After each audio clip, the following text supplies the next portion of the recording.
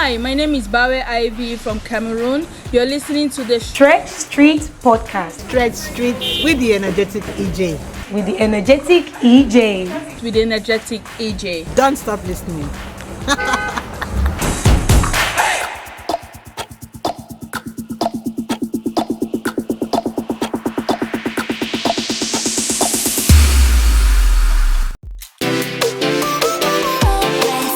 Oh, okay. My name is King Wealth, and I'm from the southwest part of Nigeria. Basically, Oyo State for many people, but it's in Nigeria, West Africa, and Africa continent. Well, I think I love to introduce myself as a logistic man, a public speaker, so I'm a trainer. Now I think of myself as majorly a logistic person, planning of events, a travel consultant for over 15 years, and I've been planning events, into protocols, just anything that has to do with events and logistics, basically. One thing, I think from my background, I'm little less of fun. I'm mostly work thing, but I think I love doing movies in order to unwind at times when there is time and time permits. But my most fun is getting in the event planning. All right, yeah, that's a very tricky question. And I actually am a Christian, and there's this principle that guides me over the years. And that's taken from Proverbs 22:29 that says, "See a man diligent in his business, he will stand before kings and not men." And so remember that it always pops out in my head, always and always. It guides me. It helps me to be focused on doing something which is hard work based at every time. Stretch Street Podcast. No matter how dark the night is, the sun always rises. No matter how hard life gets, keep moving forward. You never know what amazing things are waiting just around the corner. No story is too rough and no journey is too tough. Join us on Stretch Street to be inspired by the stories of people who have been through it all and come out stronger. Stretch Street Podcast. Stretching without snapping.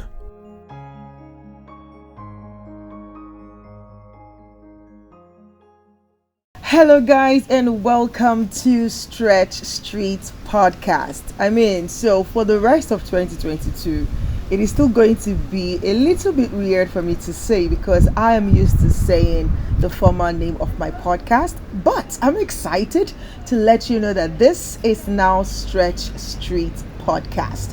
And why Stretch Street Podcast? You already heard it in the intro, but I'm going to reiterate it again so that you are on this journey with me, which is I am documenting the stories of people to share their stretch story. There is something that has gone on in their life. There's an experience that they've had that stretched them onto the point of snapping, but it probably didn't snap.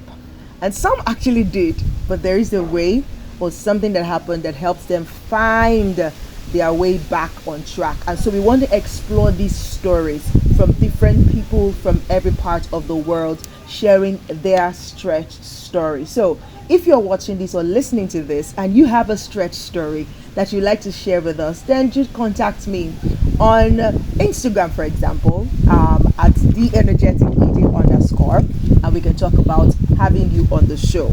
Today on the show, you already saw my guest.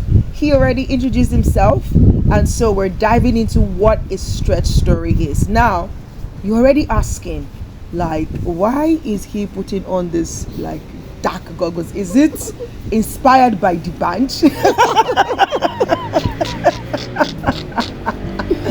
But that is one of the points that we're going to segue into his stretch story.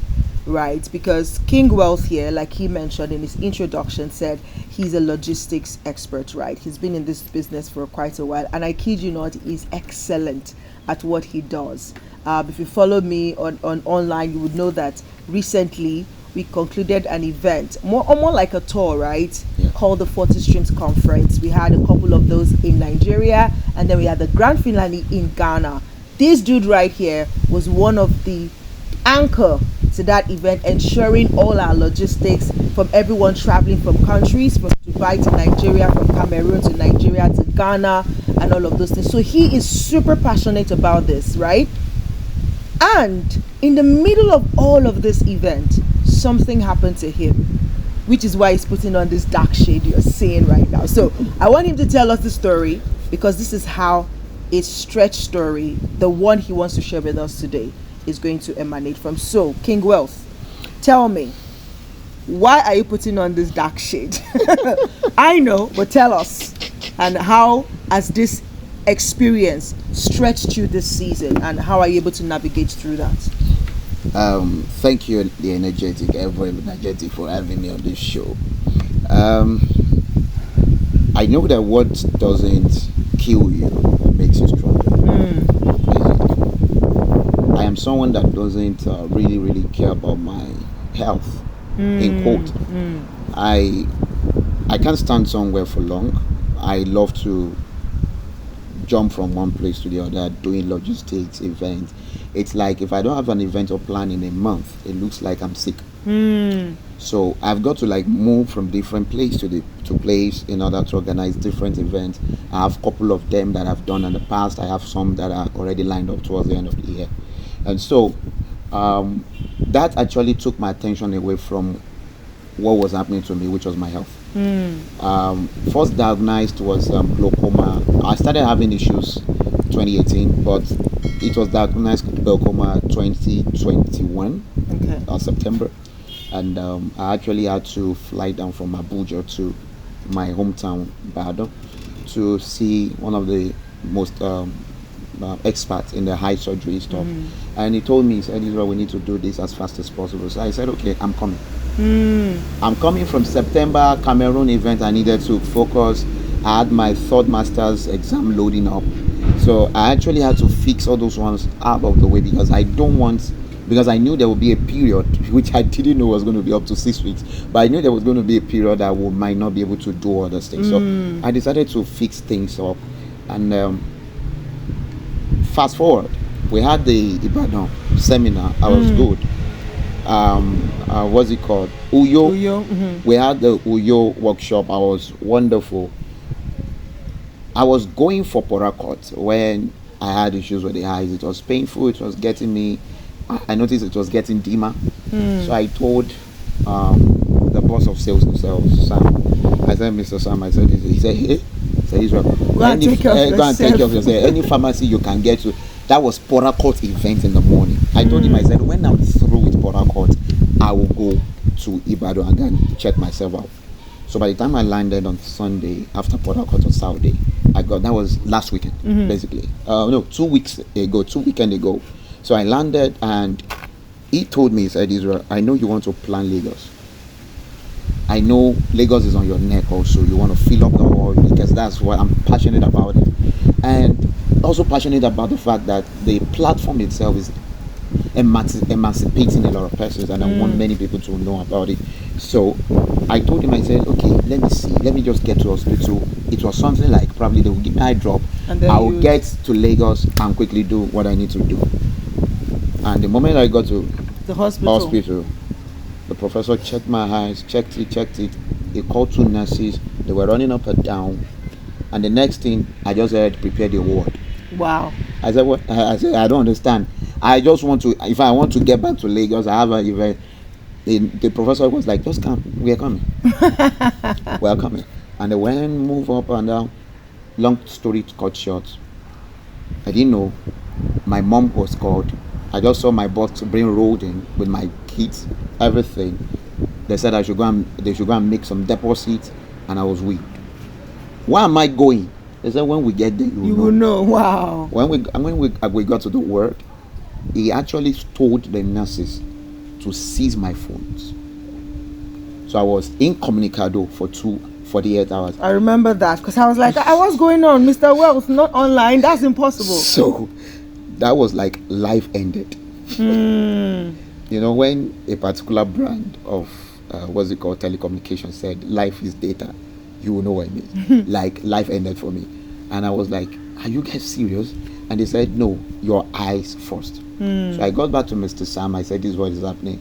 He said, just be there. Just be there, King. Just be there. Just do what you need to do.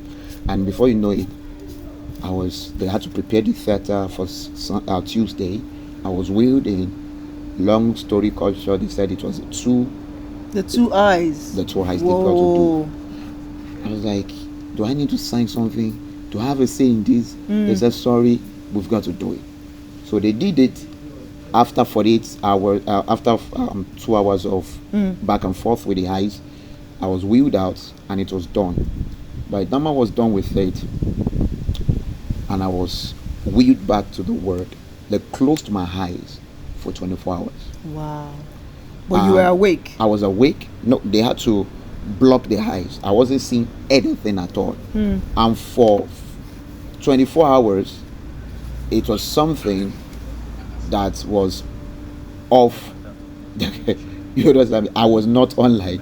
And it was a period of stretch for me because I'm someone that jumps from here, organizing things. And all of a sudden, they said 6 weeks, I've got to remain somewhere. Apparently, they remanded me inside the ward for 5 days, and I couldn't make the Lagos event. Yeah, so for those days, you were not doing anything? Nothing. Okay. No, I was just, in fact, I was spoon-fed, they gave me water. They didn't want me to do anything. Carrying anything, videos, nothing. Chatting, nothing. So let's hold on there. All right. And we'll talk about how you were able to survive those periods that you could not do anything. We'll be right back. All right. Hello and welcome to another episode on the Stretch Street Podcast. All right, so before we went on that quick break, I was, King Wealthier was telling us about how the hospital had to bandage him, like tie him down, you can't move. And this is somebody who loves to move about, and I can totally resonate with that. Like, even the sheer thought of thinking like, hey, I'll be confined in one place for 5 days, not talk more of 6 weeks. Oh my God, what's going to happen to me? I feel like my body will just atrophy, like everything will not work again. So going to that, I know this was a stretch moment for you, like, oh my God, how am I going to do it? And this is especially because you had a major event to plan. Exactly. So how were you able to navigate that? And what are some of the lessons you drew out of that short experience? Because even though he had to stretch, he still found himself doing the work against doctor's instruction. To tell us about that. All right. So I think when there's a difference between you're trying to do something and you're born to do something. Because by the time the water level up, the people that will survive are the only ones that were born to do it. All that will chicken out. So I often tell people that I've actually protocoled and do the events for 24 hours. I never sat down for 1 minute. I was on my feet. It was after the old event that my feet was painful, and we had to put a lot of cold blocks and stuff like that. But I felt relieved. I felt fulfilled having to do that. So when the whole experience of I needed to be in the hospital, I knew it was my health which was important. Eyes is the most precious thing, irrecoverable, irreversible actions on the body. And so I actually had to give some kind of respect. So what I did was, I had people in the team. I had 1 or 2 guys. I actually had to send another person to join with the team from Ibadan to Lagos, just to be able to have the mega show, which was wonderful and successful. Absolutely. So it taught me something, that if you know you can do something, why don't you surround yourself with people that you can train to do the same? So in case of the day you'll become immobile, the vision continues. I love it. So that's the number 1 lesson I got. Number 2 is the fact that no matter the vision, no matter how crazy it is, no matter how beautiful it is, your body needs to be able to carry the vision. If the body cannot carry the vision, then the vision dies with the body. Hey, word. If your body cannot carry the vision dies with your body. And what does this tell you? Pay attention to your body, because this is the vessel Yes, sir. that would birth that vision. And if you don't take care of it, then that vision might die eventually. Exactly. You look at I've read God's General 1 to 5. Jack Cole, the likes of Jack Cole, Allen, all those ones. You will notice that they die at 42. They died at 50, and the reason was because they were all out. They overworked the vessel. So even the virtue is there, but the vessel could not carry the virtue with value to be delivered to the people. So when, no matter how virtuous you are, how desperate, how committed you are, the burden needs to be respected, because that is that's your vessel. Really, that's the only way you can operate on this part of eternity. Exactly. And so if that body is not taken care of, then you actually definitely forfeit the whole vision. Exactly. So the virtue in the vessel needs to be all right, appropriately packaged to be able to deliver the value and the contents to the people. So if that is out of the equation, you will struggle and you might eventually lose everything that you actually your heart desires. So I'm going to ask you this final question and we'll round this up. Is now going forward, what have you decided, or what would you put in place to take care of this body, and especially these eyes that we can't even have the pleasure of looking at right now, because it has to be constantly covered until it fully recovers? Exactly. So what I did was thank you for that question. What I did was, number one, I ensured that all my medications, both drugs and eye drops, I'm on an hourly timeout. So I ensured I keep to it. I ensured that even as I am in Ghana, in order to facilitate the success of the conference yesterday, what I did was to ensure that I didn't overwork myself. I had the team also had to come in from Nigeria to report, to support. So I gave them what they need to do. So all I did was just to give advice, just to give counsel and directives, and they were doing it. So while I stayed at the back and just ensure everything was going well, and meanwhile I was instilling my eye drops in between so that I was okay. So I hope that going forward you are going to give yourself some rest, please. Yes, people actually said I should give myself some rest. Please, because we know your vision is big. You're great at what you do, but we need your body to be in shape for you to be able to execute on those visions. Another thing I've made sure is twice a year I go for full body checkup. Fantastic. I think a lot of us run away from that. I don't know why. Maybe we are scared that they will find something. And we just don't want to know what they will find, so we'll just stay away. I think on that note, people they are very scared. Yes. Of the fact that most people die before the sickness actually killed them. Out of fear. The mental strength of a lot of people are low. It's very low. So when they give them that news, and doctors are not friendly when they want to give they give you as it is. They will tell you as it is. And with that one, what happened? Your mental strength just drops. Boom. And energy just drops, and your life almost ends. So that is the place of where you need to now bring out the courage inside of you and tell yourself, just like I had to do to myself, and say, and for next day, this particular operation just starts the new phase of my life. Seriously. And we're going to hear about all of that soon. Hopefully we're going to get him back on the show. But thank you so much for being here on Stretch Streets. Thank you, King Wealth, for sharing your stretch story. And I hope that you've learned one or two things from his story.